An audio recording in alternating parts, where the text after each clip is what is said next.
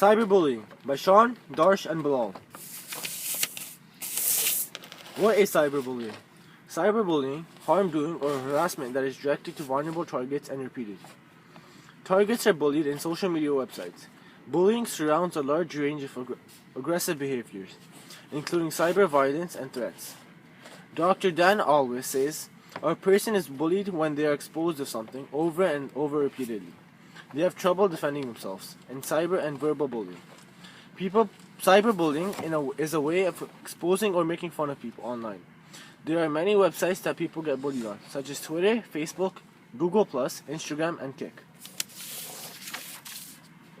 How cyberbullying works. People get bullied via internet, instant messaging, email, and social media websites. People can also create screen names for themselves to bully people. People can also use a type of way called proxy.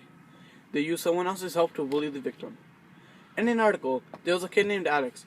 He was working at Target and this teen girl found that he was attractive. Then she took a picture of him and after that he went viral.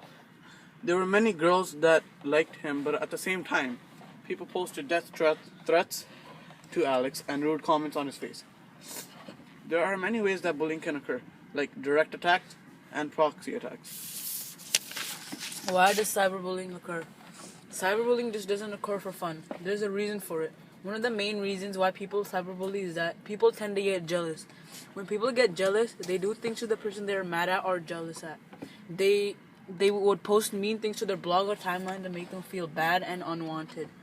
The other main reason is because that the person that is bullying at one point in their life might have gone bullied before. So he or she would do it to other people just to get happy or to relieve the pain.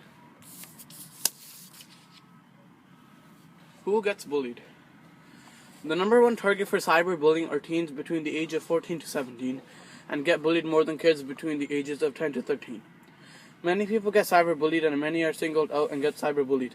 Example, students with special needs, lesbians, gay students that were overweight and students that were perceived as weak, and those are more common to targets as cyberbullying. There are some cyberbullying statistics for children and teenagers that have been bullied. Reference edatabase.ca. #feel. Where cyberbullying happens? Here's a graph showing where cyberbullying occurs. This graph was taken from Britannia Image Quest. So cyberbullying mostly occurs in through instant messaging. And it also occurs in chat rooms, websites, email, text messages, but instant messaging mostly because it's the easiest way. And cyberbullying, it also not only online but everywhere else. Effects of cyberbullying. Cyberbullying can have many effects on the victim. Like cyberbullying can cause psychological, emotional, and physical stress. Each person's response to being cyberbullied is unique and different, but research has shown some general tendencies. Many different websites have reported that youth who are bullied have a higher risk of depression and anxiety. Cyberbullying can also cause anger, sadness, feeling hurt, embarrassed, afraid. And if cyberbullying is continued long enough, the next step for many people is suicide and suicidal thoughts, which is not good and can increase the suicide rates in Canada and America. Sources edatabase.pl. Response to cyberbullying. A lot of people have something to say about bullying. Teachers always support their children, but when it's bullying, they do the right thing. In grade 10, teacher told the press after a Canadian girl suicide, "I don't know why anyone would do that. Bullying is serious and I take this very seriously. If someone bullied you, what would you do?"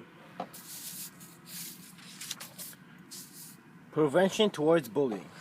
There are many preventions to stop cyberbullying, but not only one can speak up.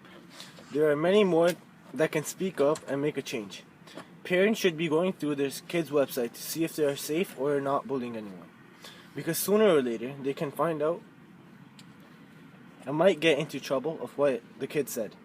The children should tell everything to their parents because they are the main reference for help. Many kids suicide because they could not find help or they find other people helpless. There are many ways to contact help. You can call the 911 National Suicide Prevention Lifeline and other websites like don'tkeepshut.ca. Conclusion. In conclusion, I would like to say cyberbullying is a really big problem right now, and it is taking the lives of many teens and children. And because of cyberbullying, it is causing many problems for teens and their families. And the rates are increasing for suicide every year. And that is extremely bad, and we have to put a stop to cyberbullying immediately. Not only to save the lives, but to stop bullying. Stop bullying!